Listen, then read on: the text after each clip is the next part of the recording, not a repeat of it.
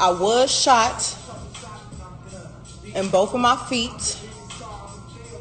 It was a surprise release with no promo. It was only on Apple Music the first day. It just went up on Spotify 9 days ago. We don't hear about the streams. This song wasn't for no Billboard, nothing like that. Because it's not even about the charting. It's the fact that it's like, it got so much TikToks, it got so much Reels, and that means that people are generally listening to it. I'm very tired.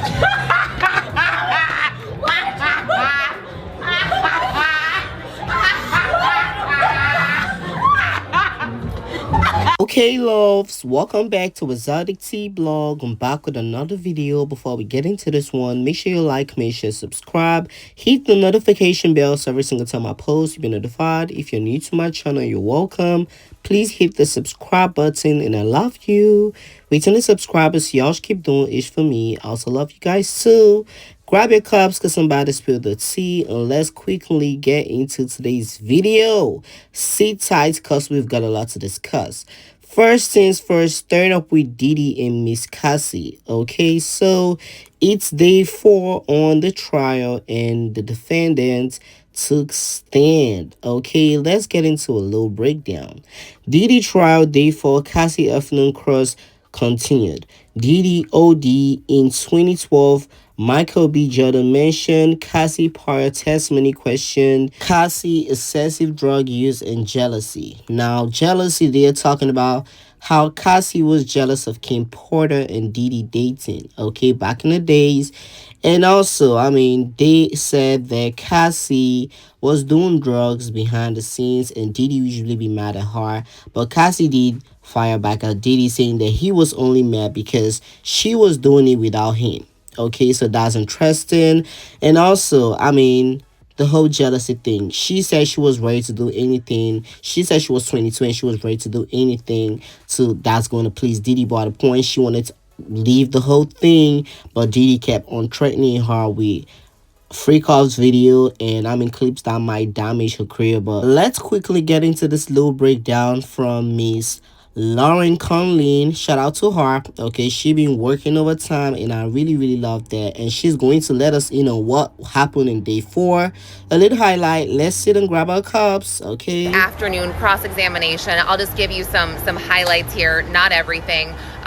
We saw the defense elicit testimony from Cassie where she admitted to being jealous of Kim Porter and Diddy's relationship. We saw an email from Cassie to Diddy where she basically said, and I'm paraphrasing, she wants to be more than a sexual fantasy to him. And she started this email off by saying, I know you think that you're Bruce Willis, but you're not, because he was on a vacation with Kim Porter and they weren't together at the time. They were with their kids. She was referencing Demi and Bruce. So we saw that. We saw some jealousy. We saw some jealousy also with Gina Hun. And they didn't say her last name. I just know she's a fitness influencer, I think. And there's also been rumor that Gina is the lost victim or survivor that they haven't been able to get in touch with. Don't quote me on that. It's a rumor. It's not fact. We also saw something really interesting. We saw an exchange between Diddy and Cassie where he asks her, they're role playing during these freak offs, and I'm paraphrasing, but he essentially asks her if she's cool with everything, kind of making sure, like, are you comfortable with everything? Kind of like, tell me now if you're not, and she says she is.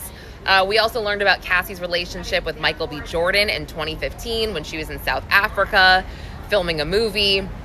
And they centered a lot of the afternoon around Cassie's drug use and how she hid a lot of her drug use from Diddy, so he wasn't aware of a lot of it. The defense would say, well, he was angry with you for doing so many drugs, and he was angry when you would do them with your friends. And then Cassie kind of shot back and she's like, no, he was angry because I did the drugs without him.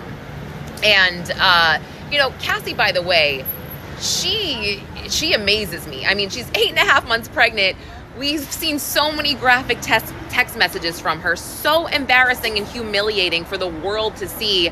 And she's just so calm, so poised, so collected. And again, it helps that the defense attorney is not badgering her. Nicole Estevea is not badgering her. Super patient. She lets Cassie kind of explain, and I mentioned that earlier. There were three things. I think two things maybe could be considered impeachment. Sorry, I can't talk. One was the fact that Cassie had testified that she saw Diddy hit her friend on the head with a wooden hanger, her friend Carrie Morgan. Well, it turns out Cassie was in the bathroom for this, she testified, and she didn't see it, but she heard it. And additionally, this ended Cassie and Carrie's friendship, and Carrie sued Diddy and Cassie actually paid her out in a settlement, taking some kind of culpability. And the defense was like, well, this is 2018. I thought you and Diddy weren't together. Why would this end your friendship if you guys weren't together and he did this? And then she sued both of you. So that was interesting. And then the whole balcony dangling thing, sorry, it's loud, with her friend Bana. Cassie said she saw this and she was sleeping, you know, and she woke up. She testified during direct. Well, the defense pulled up a text message that Cassie sent to Christina Coram, Diddy's chief of staff, after this happened. And the text message said, and we didn't see it, this was not shown to us. And I think this was part of the argument about the discovery this morning, because a lot of people's names are mentioned, whatever. So we didn't see it, but it allegedly said, I just heard something crazy happened, meaning like she may not have seen it. Cassie said, you know, I saw what I saw. She stuck with it, but it wasn't the best look, in my opinion. And then they pulled up a transcript from when she had told the government about the incident with the security guard D-Rock and Diddy going to see Suge Knight, packing up all those guns. And they're like, Ms. Ventura, did you or did you not say that that you were in the car crying when they were when they were going to see Suge? Did you not tell the government that? And she's like, what? I don't think I said that. Like, I'm not sure. She read a transcript that we couldn't see, and she goes, oh, maybe there was a miscommunication. So I was like, oh, that's not great. But, you know, whatever, fine. Again, we also heard about Diddy having an overdose in 2012, an opioid overdose after going to a party at the Playboy Mansion. And Cassie talked a lot about how they would try to detox, they would try, you know, to do less drugs. They never made it to rehab together per se. They did do some kind of plant in Mexico. It was something illegal to help them detox. And she said it did work for some time, but then they got back into the whole, you know, habits that they had, old habits with freak-offs and whatnot. I'm looking at my notes just to make sure I didn't, again, really broad overview here. But yeah, they're setting the stage here, the foundation, I guess, the defense as well, just to say that, you know, Cassie was jealous. She was in love with him and she wanted to make him happy. We heard that a lot. And again, really hammered away at her drug use. Let me see. Do you remember telling the prosecutors that you... Yeah, sorry. I'm reading my notes. It's so hard. It's so hard. Okay, the last thing. I brought this up earlier where they are trying to put just some culpability on Diddy in the... Or sorry, they're trying to say that Diddy was going through withdrawals through a lot of his violent episodes. And so we see some text messages towards the end of the day, 2 days before the Intercontinental Hotel incident, where Diddy is sick. And they're trying to say that, yeah, he's going through these withdrawal symptoms leading up to the fact that's why he was so angry at the hotel and blah, blah, blah, and that's why he beat you. I mean, yeah, that's not really an excuse. But yeah, but this is what's going on. Again, overall, from, you know, an outside perspective, the defense is doing their job. It's day 4. I think this is going to be a really long trial. I mean, a lot of people are saying that Cassie is the star witness here. I don't necessarily agree with that, because I don't think that Cassie is going to prove a lot of these federal charges. I mean, she talked about the escorts a lot. That's helpful, and them crossing state lines and getting paid to do these things in different cities. But I think she's just the foundational witness. I really do. I think that the most important witnesses are going to be the people that worked for Diddy. And yeah, I feel like, yeah, regardless, I sat in bed last night thinking about like how Diddy got to this place and how he really is just not a good person. And yeah, but we'll see what happens. Okay, that's my update for today. I'll give you one more tomorrow by the end of the week. I'm so glad the week is over. Okay, guys, let me know how you feel about it down below in the comments. Now, if you want the full breakdown on all that, you can go over to her channel, Lauren Conley. She's going to do a full breakdown, but that was the highlight on everything that did happen in day 4. So you guys should let me know how you feel about it down below in the comments. Here's the thing, okay? Even if Cassie might backtrack on some things in some ways, she performed and stuff like that, I mean, she's still 90% right from everything she's testified on. Okay, I definitely believe Diddy is that much of a freak. And allegedly, wasn't they saying that his D was a little bit small and he be doing all them freak offs and stuff like that? Oh hell no, they need to lock him up. I thought his D was big. I thought it was big. Okay, well, you guys should put your thoughts and your opinion on this whole situation down below in the comments. And like I said, if you want the full breakdown, you can go over to her channel. Okay, shout out to her once again.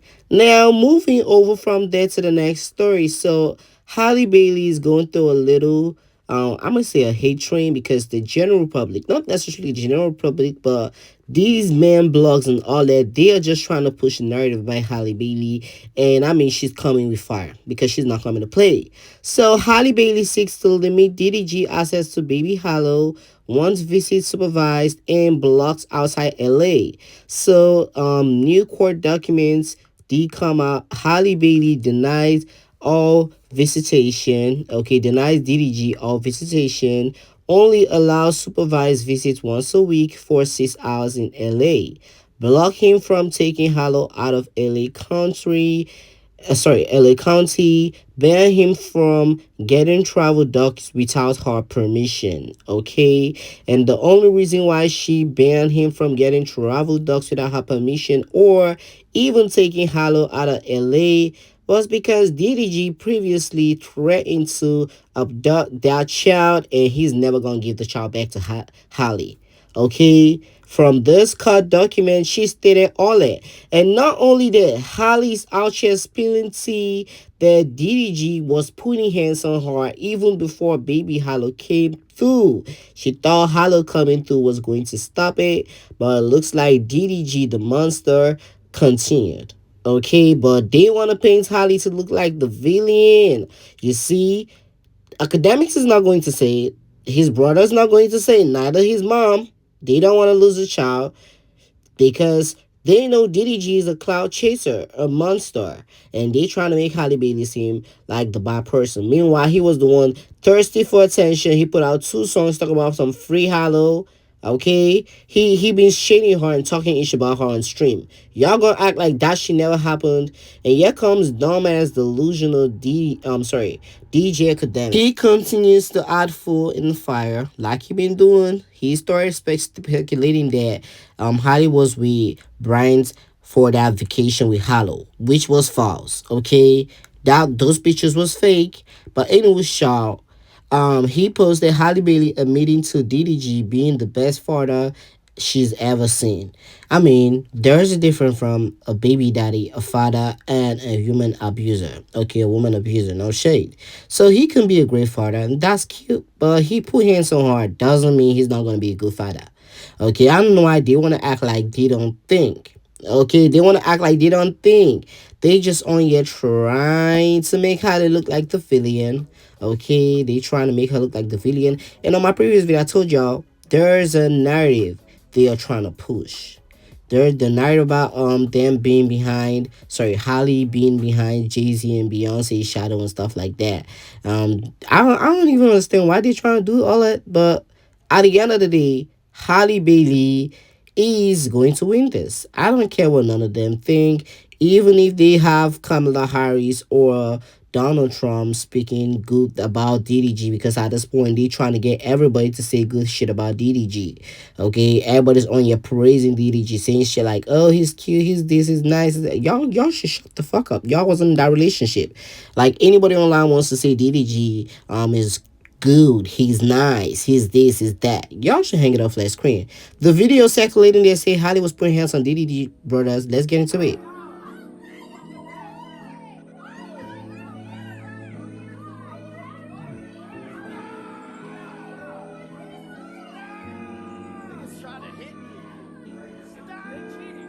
So that's the video that we all to believe that Halle Bailey was putting hands on DDG brother. They was playing a game on his stream, okay? But DJ Akademiks did spin the blocks. He said, oh, a video of Halle Bailey putting hands on DDG brother, and DDG was yelling for her to stop. Can you see how delusional and disgusting that fat ass can be? And I told y'all, he don't necessarily fuck with them ladies. He always coming for them. Okay, he always coming. Look at the way he dragged Caesar. Even though I feel like Caesar's dumb, he be dragging Caesar. Look at the way he dragged Young Miami. Okay? And he done that shit to Meg Thee Stallion. He's done that shit to Nicki. I mean, DJ Akademiks is just for the boys. Okay? And that's sad to see because he always going to ride. Even if the team he's on is the losing team. That was why he was on Drake's team. And Drake was on the losing team. Okay, he always going to ride for a theme that he thinks is dollar great. That video was a game. Hang it up flat screen. Okay, I see through you, fat ass bitch. Anyway, shall we all know that Soulja Boy came to Halle Bailey's defense and he tweeted, "You a BS ninja for putting hands on Halle Lil Ninja." He tagged DDG. "If I catch you, I'm beating the F out of you." Okay, and this post did reach over 17,000 people with over 234,000 people liking it. Okay, but it looks like DDG, the cloud chasing mongol, was desperately waiting to respond to this, and he also shaded Ray J, and he also, dragged and shaded Soulja Boy. Let's quickly get into what he had to say, and I'll get Ray J was just asking to stream with me, and now he trying to call his homie to get me fucking copyrighted over a song. It's already cleared. No, you can't get a stream with me. Fuck ya. It's like so many niggas, bro. It's just niggas I ain't even really gotta address for real. These folks be on my meat, riding, trying to get on my wave. Both of them niggas trying to be streamers. No one's watching you. You will never get to my level, ever, in your life. Neither one of you niggas. Soulja Boy's begging for galaxies on TikTok as we speak. Galaxy. Let me know how you feel about it down below in the comments. I'm going to tell y'all this. DDG is really, really leaving for this moment. This was what he ever wanted. Okay? This was what he ever wanted. He always wanted to be the good person and Halle being the bad person. That was why he came on live stream, talk about how some free Halo and shit like that. Hang it up. Okay? Hang it off flat screen. Halle Bailey is the victim and you are the villain. No shade, and that's that. But you guys should let me know how you feel about DJ Akademiks coming together with DDG and his family member and some dumbass streamers to make Halle look like the bad person. Let me know your thoughts and opinion down below in the comments. Now, Glorilla has now been announced as one of the performer at the BET Awards. Okay, so let me know. They couldn't get on Nicki. They have them rap flops on there. Well, so I'm not even going to call Glorilla rap flop because I think Glorilla did have one of the best in here for a female rapper. Okay, no excessive payola like Dolce. I think Glorilla did try with her performance and her songs. Okay, she had bobs. We're going to give that to her. But, Glorilla cannot bring in the viewership. They know that shit for sure. Okay, they know that shit for sure. But would you guys be going to see Glorilla perform at the the EBT Awards 2025? Let me know down below in the comments. Was never going to tune into this. Okay, and they know that was why they was trying to get the queen. Well, I'm going to get into some things. Before that, they also have Lil Wayne performing, and y'all might say, oh, why is Wayne performing at the EBT Awards? The EBT wasn't messy to him, and even if there was messy to Nicki Minaj, he's not going to want to end the relationship with God with them, but he don't necessarily fuck with them. But the reason why Wayne is performing at the EBT is because he's got an album coming. Okay, he has an album coming and he needs any stage He needs any opportunity to showcase that he's that goat in rap, and I mean people should check for him. So I understand him performing at the EBT Awards. Do I think it's going to really elevate the album and shit like that, promotion and shit like that? Not necessarily, but we're going to talk about him, okay? People are going to talk about him. The blogs is going to carry that Wayne performed. So I think that's a little bit good look. But I mean, I wouldn't necessarily care for the BET, EBT Awards because Wayne is performing. I would just watch a few videos on Twitter and YouTube, stuff like that. Wouldn't stream live. Now, on my video I made 2 weeks ago or a week ago, I did tell y'all that the EBT was begging Nicki Minaj. Okay, they was trying to get to Nicki Minaj so Nicki could perform at the EBT Award.